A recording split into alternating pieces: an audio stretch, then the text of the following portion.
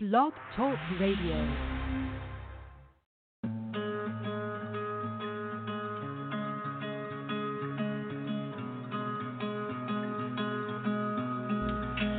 The Book of Enoch, chapter 62.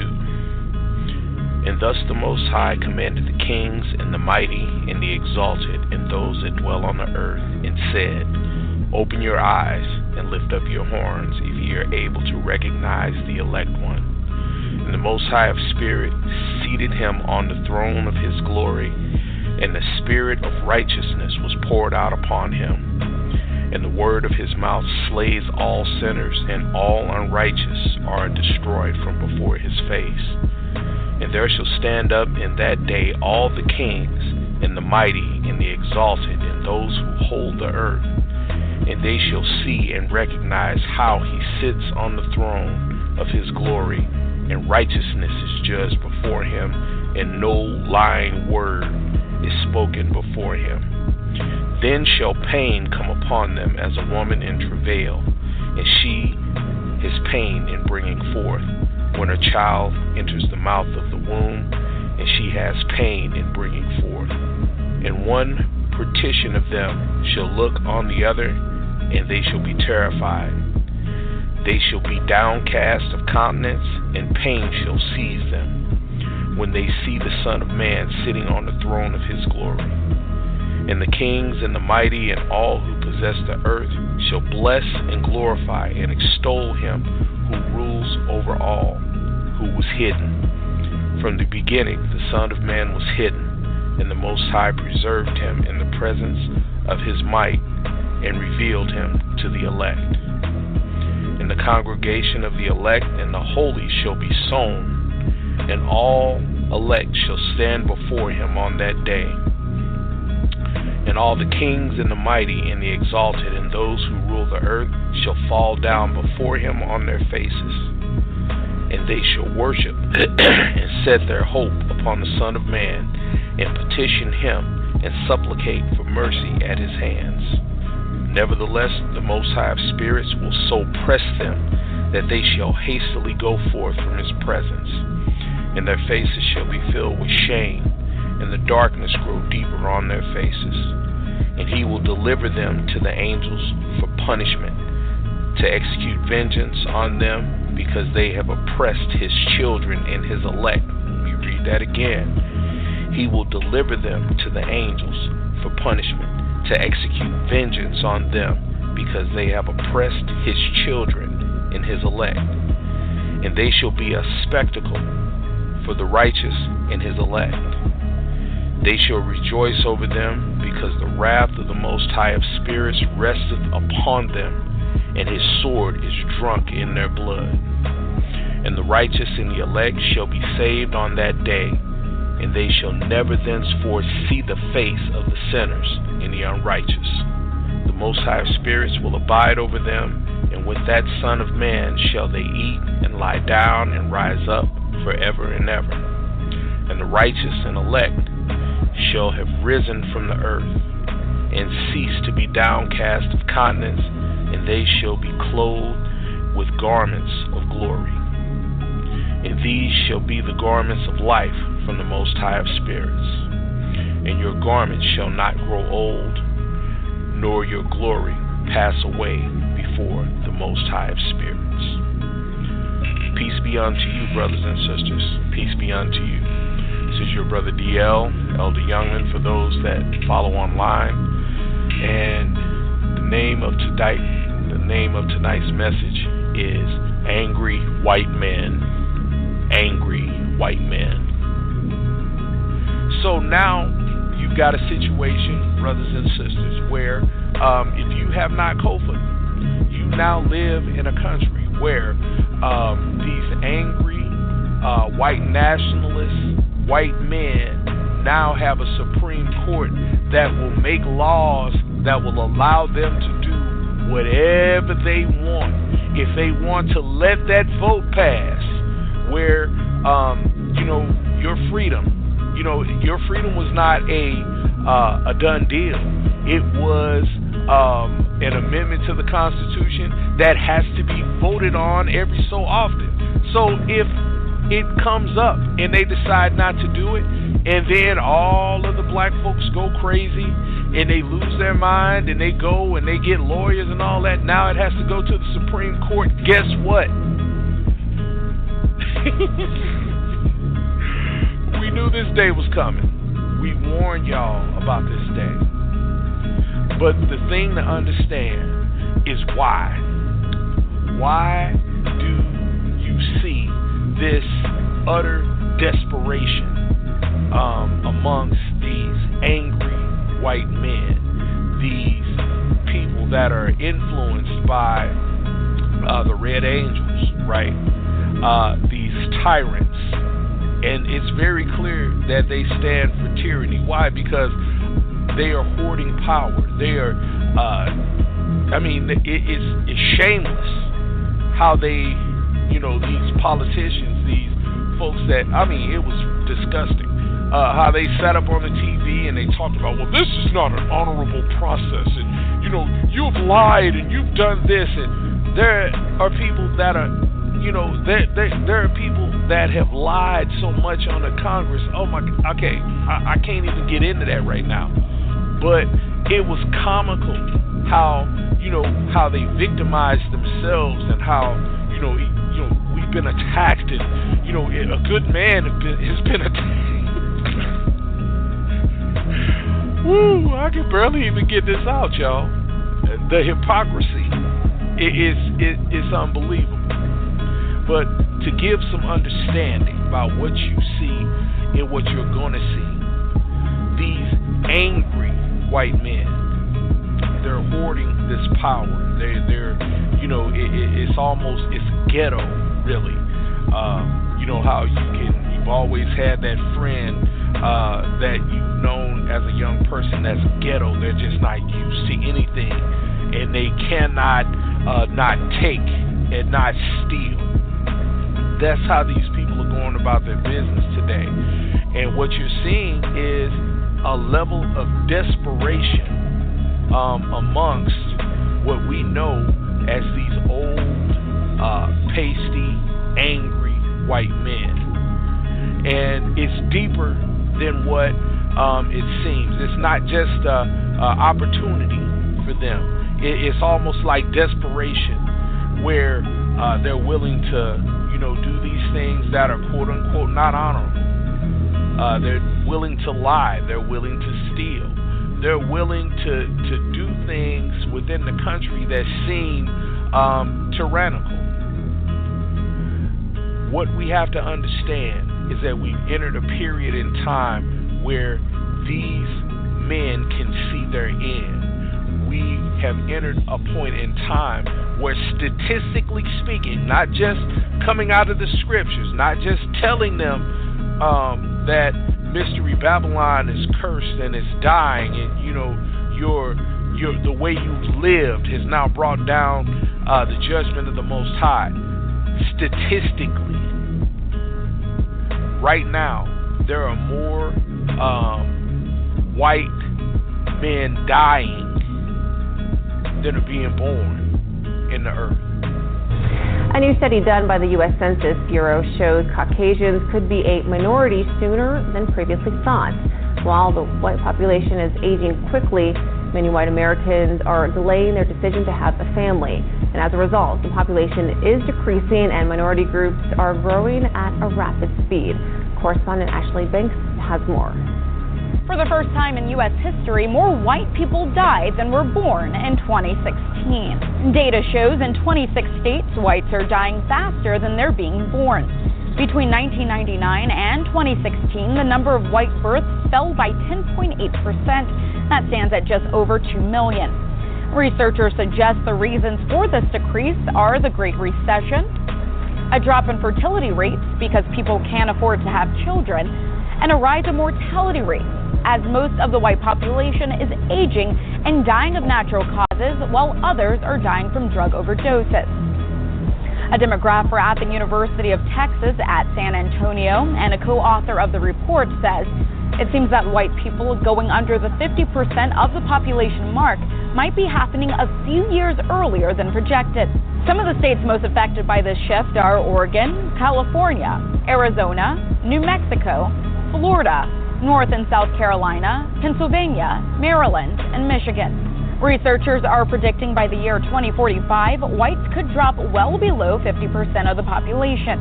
While the white population is decreasing, the census says minority populations are steadily rising. In 2017, the Hispanic population rose to 58.9 million, up 2.1% from 2016. The African American population rose to 47.4 million, up 1.2% from last year, and the Asian population rose to 22.2 million people, up 3.1% from 2016. The study shows although birth rates are falling at an alarming rate for whites, they're also falling amongst other races, citing there's a lack of young people supporting baby boomers. In Washington, Ashley Banks, Art. Don't think that they don't look at things like this. They are in decline. They're women, and this is only going to make it worse. When 45 got elected, and he went right on that bus, and hey, you just grab him in the pussy, right?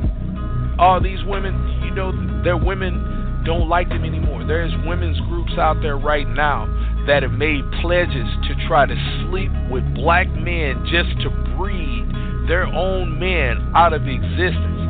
Their children.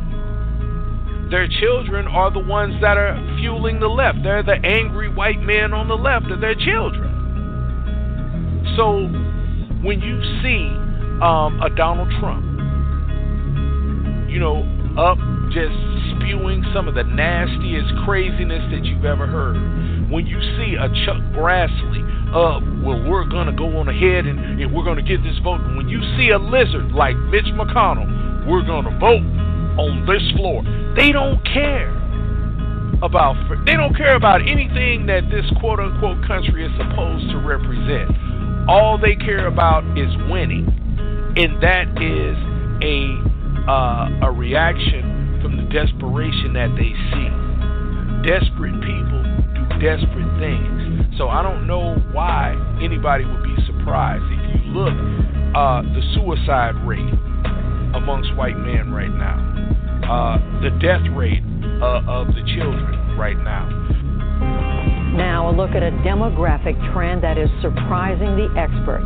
Despite decades of advancements in health care, diet, and safety, middle-aged white Americans are now living shorter, not longer lives.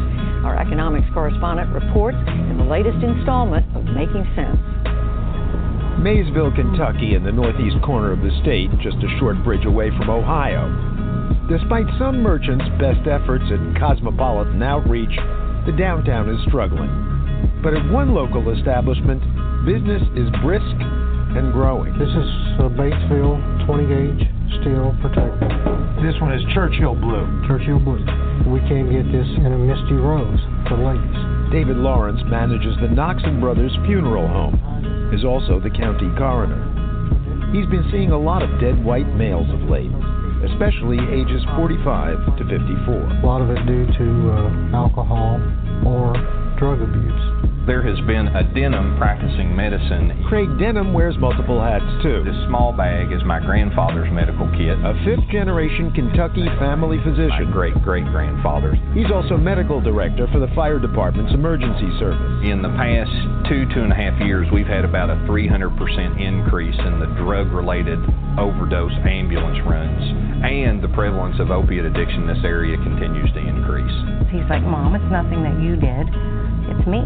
Becky Manning's son got hooked on drugs. Fortunately, he's still alive. Almost 40 now. But she blames the drugs in part for her husband's suicide. He just carried this tremendous guilt for everything, you know, for our son doing drugs. Then he started getting depressed, and then my husband took his own life. How did he do it? He blew his head off. Came home to that. Best friend Marcy Connor's husband also killed himself. He developed alcoholism very young in life. An addiction he shared with lifelong friends. One died with a heart attack, but drug use and alcohol use all the way through his life. Another one died of cancer, drank up to the very end. And my husband actually had a G-tube in, a feeding tube in, and poured alcohol down his feeding tube until he died. Alcohol poisoning. These cases fit a disturbing national pattern. Though U.S. life expectancy has been going up steadily over the last century, there's now been a sudden and dramatic reversal for just one demographic. White non-Hispanics in America in middle age are dying in large numbers. That was certainly a huge surprise to me. Economists Angus Deaton and Ann Case, who are married, published their finding just after Deaton won the 2015 Nobel Prize in Economics. Professor Angus Deaton. The paper showed that starting in 1999, the death rate of middle-aged white Americans has been going up instead of down. We thought we must have made an error. I mean, the whole world is getting better. This middle-age group is the one that's benefited most, at least since 1970, from advances in the treatment of heart disease, from people quitting smoking, all of those things. And then suddenly for this trend that's going down just to reverse out, it seemed like it had to be wrong, but it was not wrong. The big increase was in what Case calls deaths of despair, alcohol-related liver disease, suicide, drug overdose. People kill themselves slowly with alcohol or drugs, or quickly with a gun. For people aged 50 to 55, for example, those rates went from 40 per 100,000 to 80 per 100,000 since the turn of the century. And it's people with a high school degree or less who are killing themselves in these ways in large numbers. That's the group that's getting hammered. And now the CDC is paying more attention to that age group and demographic.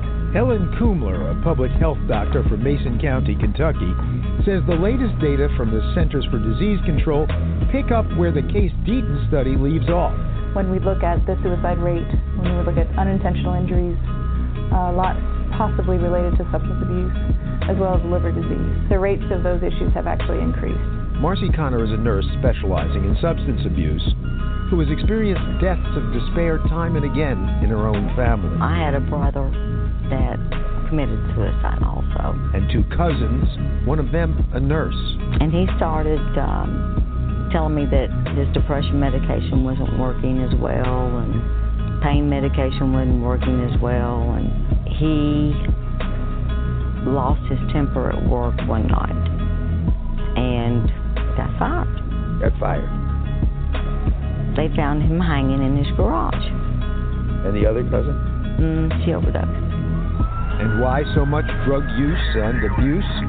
And Case and Angus Deaton found something else in their study. Since at least the mid-1990s, people's reports of pain, of sciatic pain, of neck pain, of lower back pain, year on year have increased. Our best, strongest pain medicines are the opioids. The mid-90s was also when the opioid painkiller OxyContin was approved by the FDA and began to be marketed aggressively to doctors. They do not have serious medical side effects, and so these drugs, which I repeat are our best, strongest pain medications, should be used much more than they are for patients in pain. Within 5 years, the drug's maker, Purdue Pharma, was earning $1 billion a year profit on OxyContin, which soon rose to $3 billion. As for the lack of serious side effects, well, it did have one. It's basically heroin in a pill with an FDA label on the front. So people get addicted to this. I started on oxycodone or Oxycontin in high school. Elizabeth Easton is now in recovery. I unleashed something horrid in me many years ago from doing one pill. I went from taking them to snorting them to, injecting. Just really, really horrid. Because you gotta have it. You have to. It's the only thing that makes you feel normal, and it's the farthest thing from normal. It controls your life. You're a different person. That's what Becky Manning saw in her son. Seeking and finding the next high was his priority, no matter who he took down with him. The brain is telling you, I've got to have it again. I need more. So that's where you end up with that craving. The craving ends up with, seeking supply. And though lawsuits and the government crackdown have helped curb the supply of OxyContin, cheap heroin is more than filling the void. If you can't get your pain pills that you were abusing, you're going to find the source somewhere, and so people are turning to street drug heroin, which is more dangerous in the sense that you're taking something made in somebody's garage versus something made in the factory. In many areas, it's cheaper to get high on heroin than it would be to get drunk. Economist Chris Room. This is a major health crisis. I mean, drug poisonings have become the biggest source of preventable premature deaths. You know, so for example, there are more drug poisoning deaths than car crash deaths. And that's quite recent. And says Dr. Denham, I'm seeing just as many middle-aged women as I am middle-aged men. Bucking a century-long improvement in white longevity. People without jobs and people kind of just keeping themselves secluded from others. For the PBS NewsHour, economics correspondent Paul Salmon reporting grimly from Maysville, Kentucky. These folks are supposed to be, they're going to be the minority. And they know that. And we're talking again about the strength at a seed level where a mutated seed is weaker than an indigenous seed. They know this. That is why it's okay for police to shoot you down in the street. That's why it was okay to enslave you and work you like a beast of burden. That's why it was okay to hang you off of trees and to not ever give you these supposed rights, to dangle them in front of you and make you think that you have them, right? It has always come down to a situation where they understood that by natural selection, they could not have existed here without us. That's the reason that they did all the spinal taps and all of that weird, crazy witchcraft science to extract out of you the strength for living here on this planet, because they're not terrestrial beings. So the desperation that you see in this political sphere goes so much deeper. If you look across the timeline of all of the empires, the kingdoms, they have always had to try to eradicate this indigenous seed. And brothers and sisters, that has been the whole reason that we've been on here. That's the whole reason, one of the whole reasons that our brother Yahya has come in, and he was given the word, Revelation 18:4, withdraw, get out from among them, get out of their mindsets, get out of this idea that somehow going and voting is going to benefit you somehow. Now, let me just go on ahead and tell y'all, this is not a message for everybody. There are some people right now that may hear this message that have to vote. You can't not vote. And nobody here is telling you not to vote. You do what's inside of you to do. But who I'm talking to are those that have been exposed to the Most High, that understand the sham, that understand that this place is not our home. We are not citizens of this country.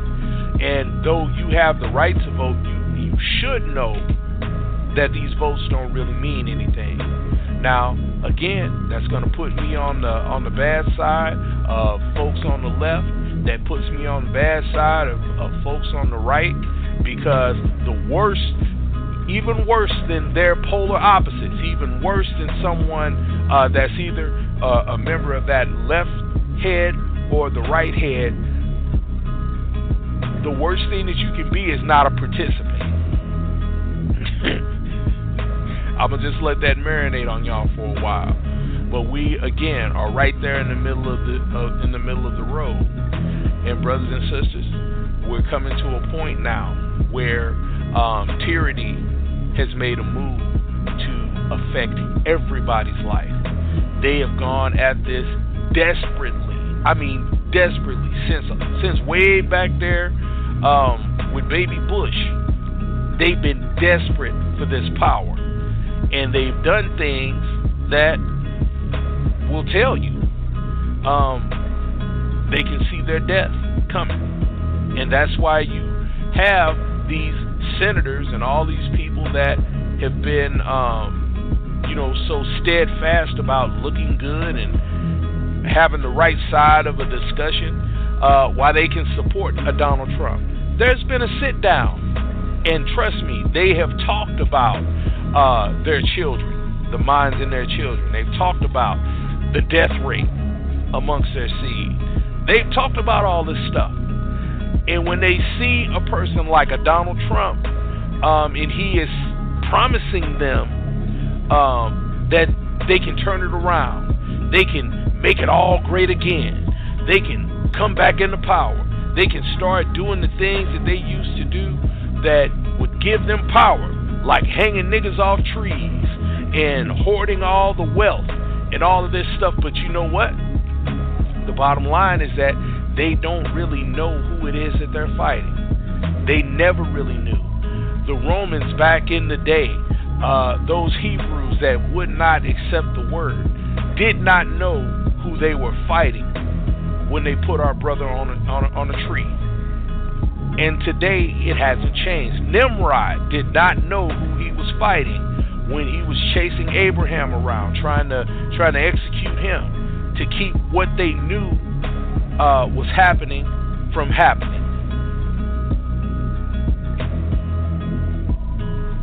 So my main point, brothers and sisters, is that it doesn't matter. It doesn't matter what they do. It does not matter that they've stacked this court. It doesn't matter that they stole the Supreme Court seat from, the one after the 10th. None of that stuff matters. And the reason that it doesn't matter is exactly the reason that they're doing it. They're under judgment.